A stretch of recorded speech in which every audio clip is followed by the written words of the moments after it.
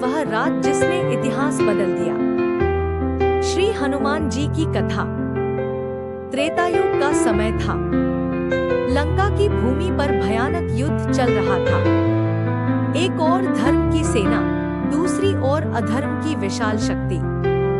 आकाश अग्निबाणों से लाल था, धरती रथों और गदाओं की टकराहट से कांप रही थी। उसी युद्ध के बीच वह घड़ी आई जिसने सबके हृदय को हिला दिया। रावण का पुत्र मेघनाद अत्यंत मायावी और पराक्रमी था। उसने क्रोध में आकर लक्ष्मण जी पर दिव्य शक्ति अस्त्र चला दिया। वह अस्त्र बिजली की तरह चमका और सीधा लक्ष्मण जी के वक्ष पर लगा। अगले ही क्षण में भूमि पर गिर पड़े। पूरा रणक्षेत्र शांत हो गया, मानो समय ठहर गया। भगवान श्री राम दौड़ कर आए। उन्होंने लक्ष्मण जी का सिर अपनी गोद में रख लिया। उनकी आंखों में वेदना थी। उन्होंने पुकारा, लक्ष्मण, मेरे प्रिय भाई, आंखें खोलो। वानर सेना रो उठी। सभी के मन में भय छा गया। तभी वैद्य सुषेण को बुलाया गया। उन्होंने नाड़ी देखकर कहा, प्राण सूक्ष्म रूप में शेष हैं। इन्हें बचाने के लिए हिमालय की द्रोणगिरी पर्वत से संजीवनी बूटी लानी होगी। पर ध्यान रहे, सूर्योदय से पहले।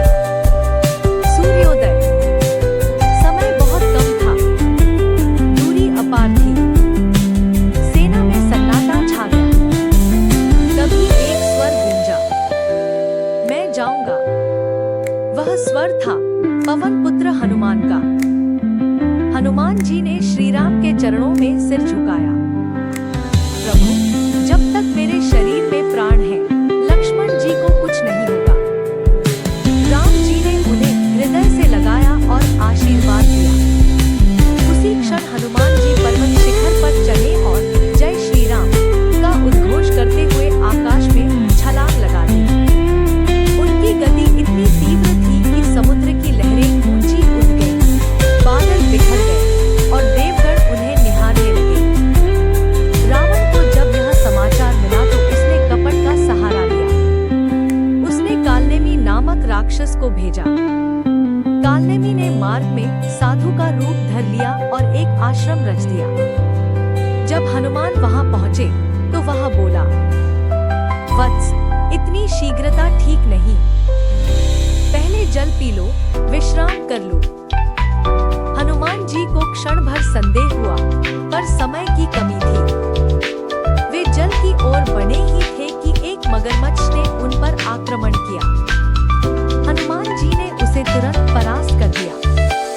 मरते ही वह मगरमच्छ एक अप्सरा में बदल गया। उसने बताया, यह साधु नहीं, राक्षस कालनेमी है। हनुमान जी का तेज प्रज्वलित हो उठा।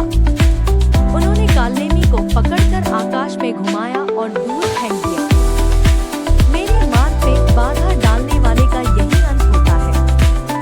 वे पुनः तीव्र वेग से हिमालय की ओर बढ़े। रात गहराती जा रही थी। अंततः वे हिमालय पहुंचे। द्रोणगिरी पर्वत पर असंख्य जड़ी बूटियां चमक रही थी। हर पत्ता, हर पुष्प दिव्य प्रकाश दे रहा था। पर कौन सी संजीवनी?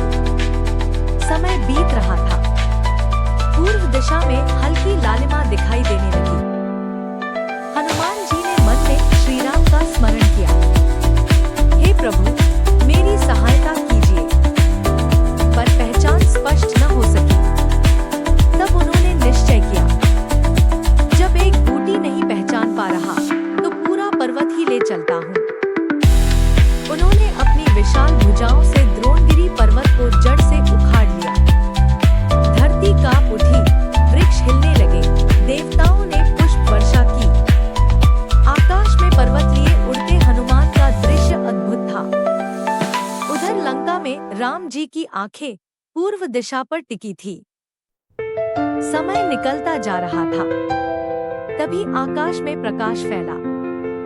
वानर सेना ने देखा, हनुमान पर्वत लेकर लौट रहे हैं। जयकारों से आकाश गूंज उठा। सुषेण वैद्य ने तुरंत संजीवनी बूटी निकालकर लक्ष्मण जी को दी। कुछ ही क्षणों में उनके शरीर में हरकत हुई। उन्होंने धीरे धीरे आंखें खोली। राम जी की आंखों से आंसू बह निकले। उन्होंने हनुमान को हृदय से लगा लिया। हनुमान